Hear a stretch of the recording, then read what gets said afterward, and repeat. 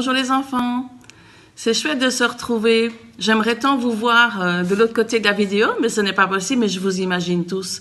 Et vraiment, je me réjouis du jour où on pourra se revoir tous ensemble. En attendant, ben voilà, on se fait des petites vidéos. Et je vous souhaite vraiment un très joyeux dimanche de Pâques. Je vous ai préparé des chants sur vidéo avec des petites animations, d'histoire de Pâques, qui nous expliquent vraiment la raison de Pâques. Et alors un petit dernier chant pour la fin. Passez des bons moments en famille et soyez bénis. Bisous. Pour tous les jours que Dieu me donne et pour tous ceux qu'il donnera, je chanterai pour que résonne dans ma louange un chant de joie. Pour la vie, pour la beauté de ce que Dieu a fait, tant de vérité, et pour m'avoir pardonné. Pour tous les jours que Dieu me donne et pour tous ceux qu'il donnera, je chanterai pour que résonne dans ma louange un chant de joie.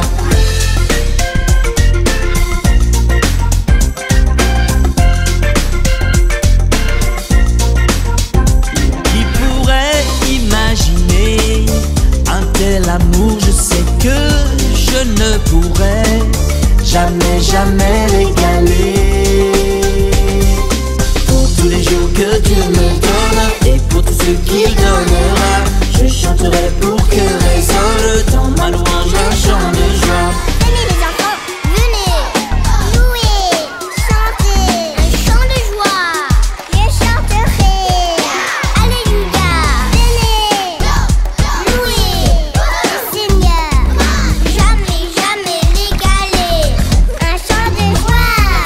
I'm gonna praise you, Lord, I'll praise you. I'm gonna praise you all my days. I'm gonna praise you, Lord, I'll praise you. I'm gonna praise you all my days. Pour tous les jours que Dieu me donne et pour tous ceux qu'il donnera, je chanterai pour que résonne dans ma louange un chant de joie.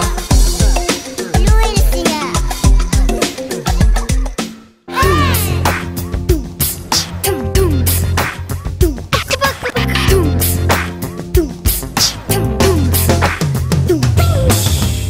Je veux te louer à pleine voix, tout ce que tu crées au fond de moi, à ma tête, à mes pieds, de haut en bas.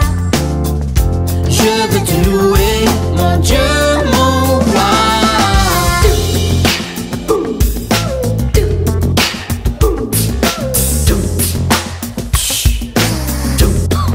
Louez avec moi.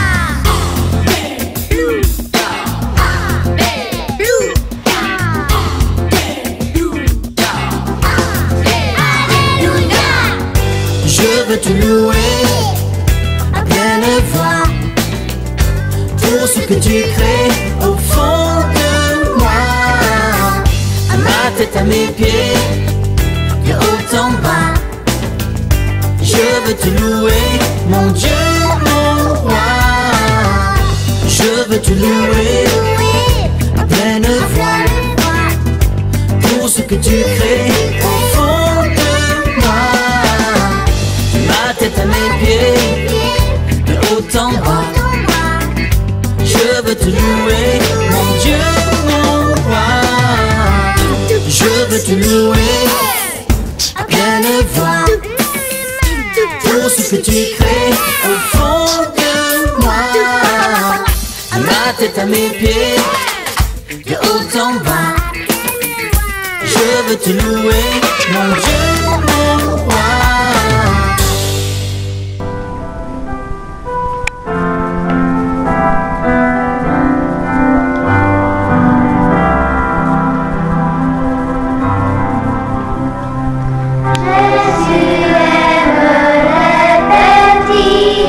C'est la Bible qui le dit. Tous les enfants sont à lui. Et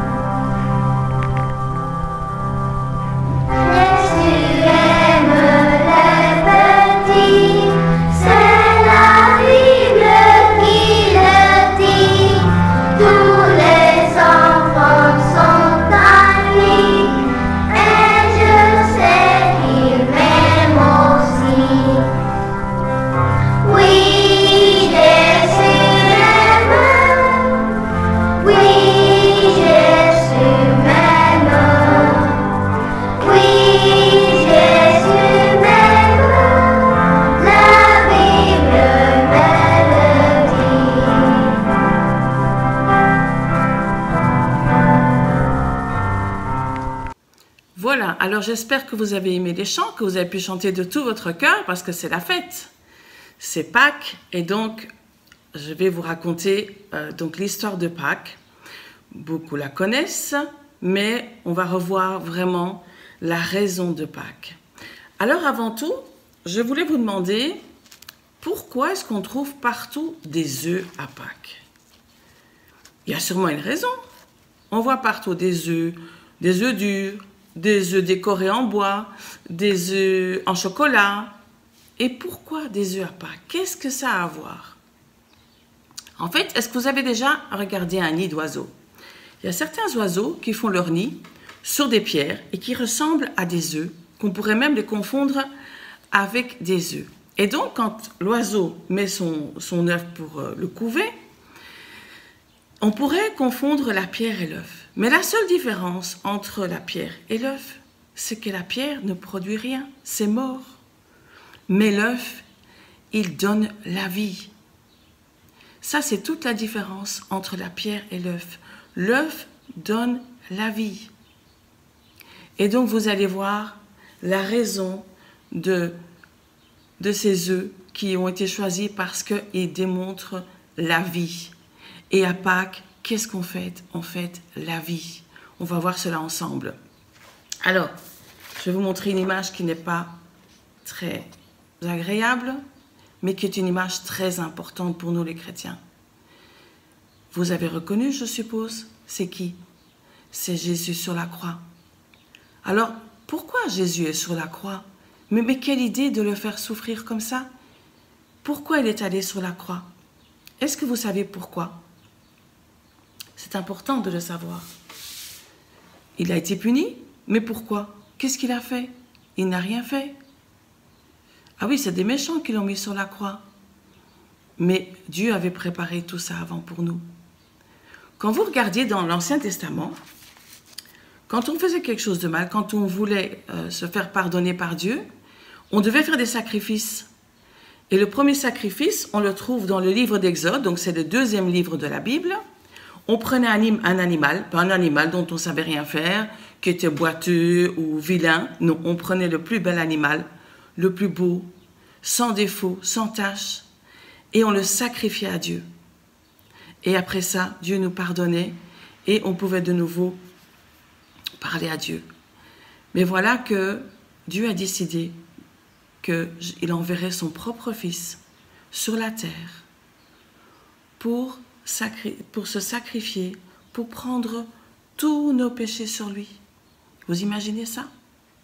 Jésus qui vient sur la terre, il est venu comme un bébé d'abord, puis il a grandi comme un jeune garçon. Il a été élevé par ses parents, il a été étudier la Bible, enfin les livres qu'on avait à ce moment-là, dans la synagogue. Il a vécu comme tout être humain. Il a été tenté par le diable. Mais la seule différence avec nous, c'est que Jésus, il n'a jamais péché. Jésus était parfait. Alors vous allez me dire, mais pourquoi alors ce sacrifice? Mais Dieu a envoyé son Fils pour qu'on n'ait plus cette séparation avec Dieu à cause du péché. Et donc Jésus a pris sur lui tous nos péchés. Tous nos péchés, et il est mort sur la croix. Et donc qui a mis Jésus sur la croix? Ben, des gens qui ne l'aimaient pas. Mais pourquoi Jésus ne s'est pas défendu? Est-ce qu'il savait se défendre à votre avis? Mais bien sûr, c'est le Fils de Dieu. Il pouvait aussi changer d'avis. Mais est-ce qu'il l'a fait? Non, parce qu'il savait qu'il devait obéir à son Père. Il l'a fait pour nous, alors que lui n'avait pas péché. Il est allé sur la croix. C'était à nous d'aller sur la croix, parce que nous, tous les jours, ben, on pêche. On est nés pécheurs, on pêche tous les jours, pas toujours parce qu'on veut, mais voilà, on n'est pas parfait. Mais Jésus, il n'avait rien fait de mal. Et on l'a mis sur la croix. Est-ce qu'il a rouspété? Est-ce qu'il a crié? Il n'a rien dit, parce qu'il voulait faire la volonté de son papa. Et oui, il savait qu'il devait être puni à notre place. Alors évidemment, quand Jésus était sur la croix, comme Jésus, quand il était sur la terre, il parlait de son Père, il a guéri des malades, Il a béni tout le monde, il a fait que du bien quand il était sur la terre. Alors les gens venaient voir, tout le monde regardait, mais comment ça se fait? Lui sur la croix, lui qui disait qu'il pouvait nous sauver, lui qui guérissait les malades, lui qui ressuscitait les morts. Ben alors, tout le monde se moquait de lui. Vous avez les soldats aussi qui se moquaient de lui. Il dit qu'il est le roi des Juifs et regardez-le maintenant sur la croix. Et vous croyez que Jésus répondait? Non, il priait pour eux, auprès de son Père, tellement il a de l'amour pour nous. Ici, les chefs juifs se moquaient aussi. Tout le monde se moquait de lui. Les disciples étaient tristes et la famille de Jésus était triste aussi. Mais ils savaient, Jésus leur avait dit qu'il devait faire la volonté de son papa. Ils savaient qu'il devait mourir pour nous sauver. Alors, de chaque côté de la croix de Jésus, il y avait deux autres personnes. C'était deux bandits. Je vais vous montrer l'image. Comme ça, vous avez une idée. Ici, vous avez Jésus au milieu et vous avez deux bandits. Et donc, tous les deux étaient tout à fait différents. Et on va le lire ensemble dans la Bible, donc dans le Nouveau Testament. Il y a plusieurs endroits où on parle de cette histoire dans la Bible. Dans le Nouveau Testament, dans le livre de Luc, donc qui est le 3e évangile, nous pouvons lire dans le chapitre 23, au verset 39. Alors, je vais lire pour vous dans la version Parole de vie pour que vous puissiez bien comprendre, les petits comme les grands. Donc, il y avait un bandit et puis un deuxième bandit, un de chaque côté. Alors, le deuxième bandit fait des reproches au premier en lui disant « Tu es condamné à mort comme cet homme et tu ne respectes même pas Dieu ?» Pardon, je saute un verset. Le verset 39.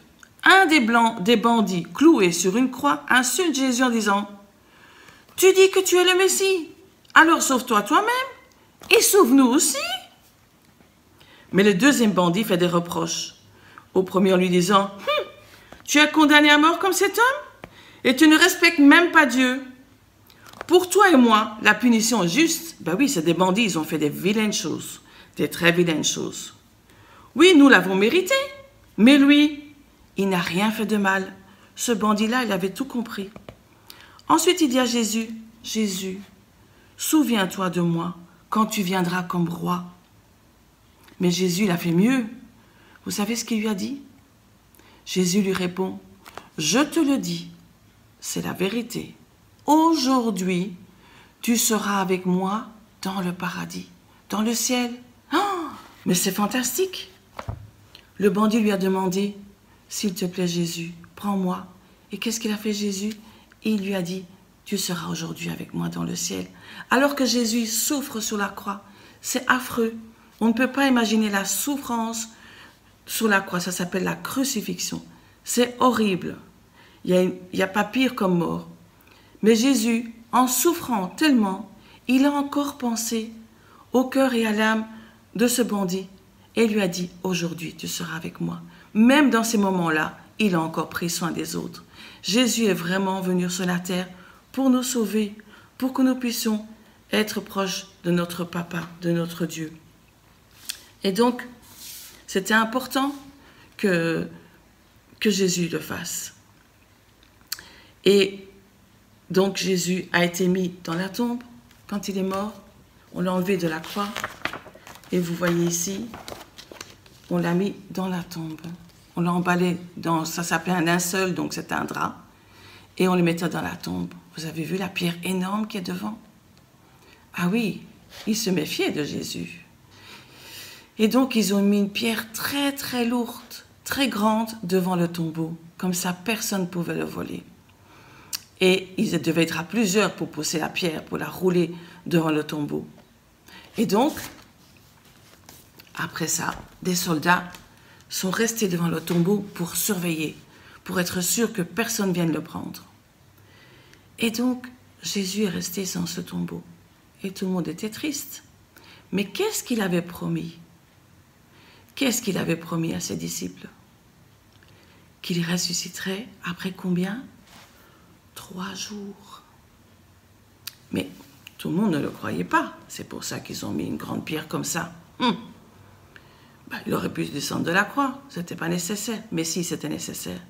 Jésus a pris notre place sur la croix pour que on puisse être proche de Dieu et qu'il puisse nous pardonner de nos péchés.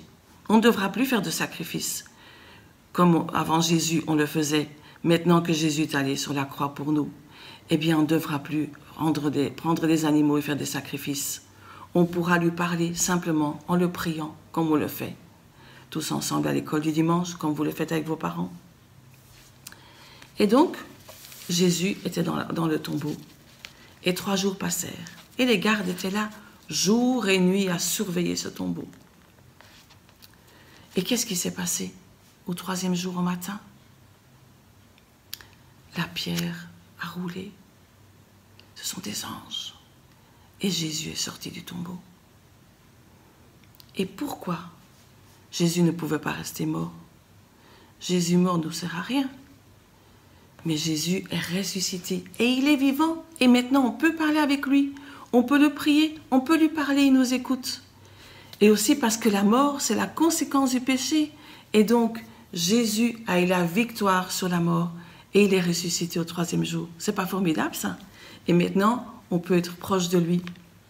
Alors, il y a un verset très important qui dit dans la Bible, et je l'ai fait en version simplifiée pour les petits, ou en version normale pour les enfants, les plus grands. Et alors, nous allons le lire parce que c'est un verset très important et qui résume toute cette histoire, qui dit, dans Jean 3, verset, tout le monde le sait, 16. Oui, Dieu a tellement aimé le monde qu'il a donné son Fils unique. Il n'a qu'un Fils. Et il l'a donné pour nous. Vous imaginez l'amour de Dieu? Il est tellement énorme, l'amour de Dieu. Oui, Dieu a tellement aimé le monde qu'il a donné son Fils unique. Ainsi, tous ceux qui croient en lui ne se perdront pas loin de Dieu, mais vivront avec lui pour toujours. Donc, si vous donnez votre cœur à Jésus et vous le suivez, vous serez avec lui pour toujours. Même après la mort, vous vivrez avec lui.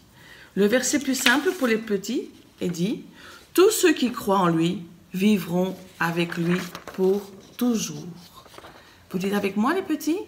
Tous ceux qui croient en lui, donc en Jésus, vivront avec lui pour toujours. Pas pour un jour, 2 jours ou jusqu'à la mort, non, pour toujours. Et ça se trouve dans Jean 3, 16. Alors les enfants, si vous n'avez pas encore réalisé l'importance de vous réconcilier avec Dieu, parce que même si Jésus a pris nos péchés sur la croix, on doit lui demander pardon. Et donc, on lui donne notre cœur. Et donc, Jésus, quand on lui demande pardon, il nous pardonne toujours. Et quand on lui a demandé pardon pour nos péchés, et bien après, on lui demande de nous aider à le suivre jour après jour, à devenir tous les jours meilleurs. Et comment? En lisant la Bible, en priant, en venant à l'église quand on pourra à nouveau venir, en venant à l'école du dimanche, en écoutant les parents, les grands-parents qui racontent les histoires de Jésus, en devenant toujours meilleurs. Alors voilà les enfants, je vous avais parlé de l'œuf qui représente la vie. Et donc Jésus était derrière la pierre. La pierre représente la mort, parce qu'il n'y a rien de vivant dans la pierre. Mais quand les anges ont ouvert le tombeau, ils ont poussé la pierre, ils ont poussé la mort, et Jésus est sorti vivant. Et donc l'œuf représente la vie, parce que quand un poussin, après 3 semaines, naît, eh bien cet œuf qui ne bougeait pas fait sortir de la vie un poussin. Et c'est pour ça que l'œuf représente la vie et est partagé à Pâques. J'espère que vous allez passer un bon dimanche de Pâques avec vos parents. Vous allez recevoir, les petits, un coloriage de Pâques et les grands, une petite activité pour vous occuper et pour vous rappeler l'histoire de Pâques. Et donc encore un petit chant pour la fin. Je souhaite à tous une bonne semaine et que vraiment le Seigneur vous bénisse. On va prier ensemble, vous êtes d'accord? Seigneur Jésus, je te remercie parce que tu es venu sur la terre pour nous sauver. Tu as fait que du bien quand tu étais sur la terre. Tu as béni, tu as guéri, Tu as vraiment pris soin de chacun, Seigneur.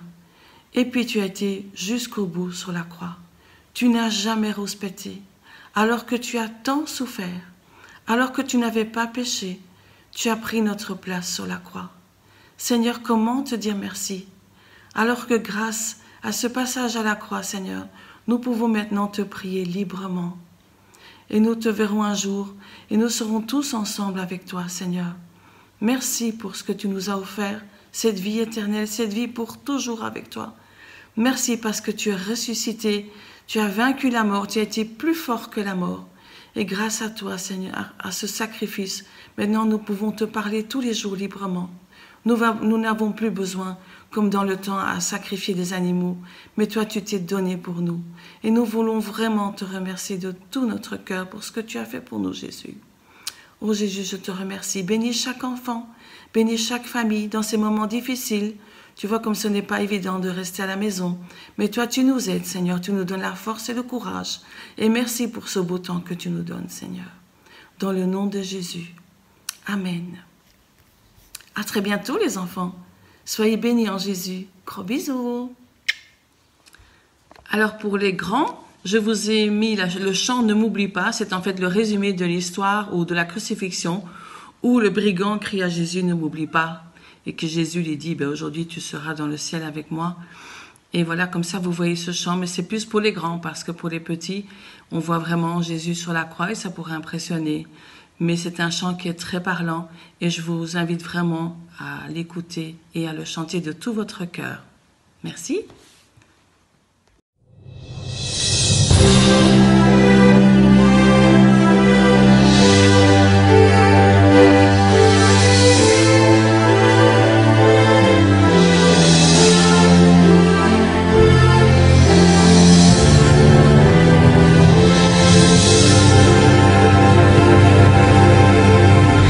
S'agite dans la ville, les gens courent de partout, se dirigent vers la colline où l'on tue avec des clous. Aujourd'hui il y a 3 hommes qui vont être crucifiés, un spectacle qu'il ne faut surtout pas rater. Je m'approche avec la foule, ces gens assoiffés de sang.